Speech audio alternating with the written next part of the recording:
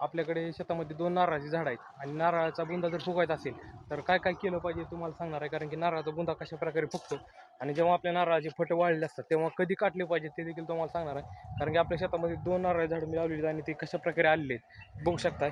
तर मित्रांनो, हा जो नारळ आहे ते आता मी जे बुंद्याचं वाळलेलं पानं जे आहे ते कट केलेले आहे ते बघू शकताय. तर अशा प्रकारे हे जे नारळाचं वाळलेलं असतं हे आपल्याला निघत नाही, म्हणजे हे अर्ध कच्चं हिरवं आहे. पण खाली काय काय ठिकाणी आता हे वाळलेलं आहे हे काढावं लागतं. जर हे नाही काढलं तरी बुंदा फुगवण्यास अडचण करतं, म्हणजे पॅक बसल्यामुळे लवकर बुंदा फुगत नाही. जेव्हा आपण हे वाळलेलं असेल तेव्हा आपण वेळच्या वेळी काढलं पाहिजे. तर कशा प्रकारे काढलं पाहिजे तर बघू शकता, हे अशा प्रकारे वाळलं तर निघत नाही, हे कापून काढायचं आपल्याला. तर बघू शकता अशा प्रकारे कट करून हे जर काढलं तर ह्याच्यामधला बुंदा आहे तो फुगायला मदत होते. आता बघू शकता खालून जर बघितला नारळाचा बुंदा तो कशा प्रकारे झालेला आहे. तर अशा प्रकारे नारळाचा बुंदा कसं कट करायचं हे देखील तुम्हाला दाखवणार आहे.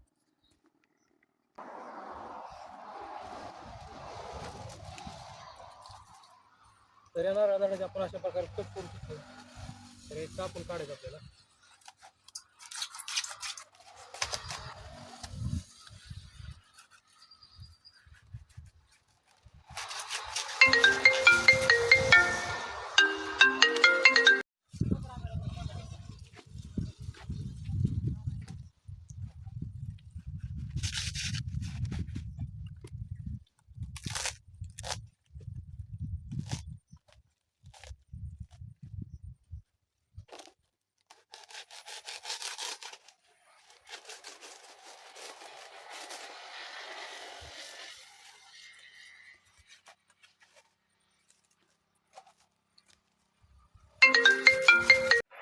तर बघू शकता मित्रांनो, ह्याचा आपण पूर्णपणे झाडाचं क्लीन केलेलं आहे, म्हणजेच आता बुंदा फुगण्यासाठी योग्य झाड झालेलं आहे. आणि बघू शकता झाडाची हाईट देखील कशा प्रकारे झालेली आहे. आणि नारळाचं झाड जे आहे ते चांगल्या प्रकारे खोबऱ्याचा नारळ आहे, म्हणजे हा जो नारळ आहे पाणी पिण्यासाठी नाही तो खोबऱ्याचा नारळ आहे. आणि अशा प्रकारे आपण याची बुंदा तयार केलेला आहे. आता दुसरा नारळ तुम्हाला दाखवतो कशा प्रकारे आहे. तर बघू शकताय त्याच ठिकाणी आपला दुसरा जो नारळ आहे आणि त्या नारळाची देखील त्याच प्रकारे आपल्याला स्वच्छता करायची आहे, म्हणजेच ते बुंदा फुगण्यासाठी योग्य करायचे आहे. आता बघा या ठिकाणी बघा, आता आपण ह्याचा आताच कवच काढलेला आहे. आता पूर्णपणे ह्याचा कवच काढून घेणार आहे, जेणेकरून ह्याची बुंदा फुगण्यासाठी चांगल्या प्रकारे नारळ आहे तयार होईल आणि नारळाचे झाड देखील चांगल्या प्रकारे झालेलं आहे. तर ह्या देखील नारळ आपण काढून घेणार आहे. या साईडला अशा प्रकारे कवच आलेला आहे.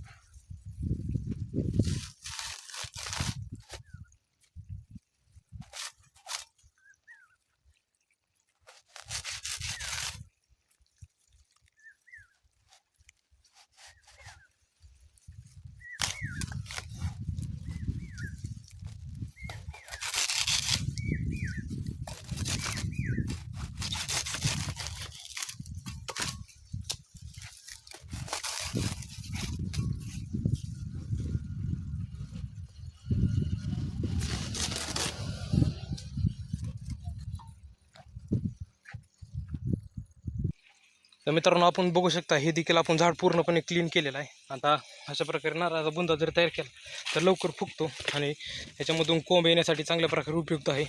तर अशा प्रकारे वाळलेली पानं आपण कट केली आणि पूर्णपणे याचं जर वाळलेल्या झाडांचं पार्ट काढून टाकले तर झाड चांगल्या प्रकारे येतं. बघू शकता त्या झाडाला ड्रिपनं देखील पाणी चालू आहे आणि इथं देखील पाणी आंब्याचं झाड आहे. संपूर्ण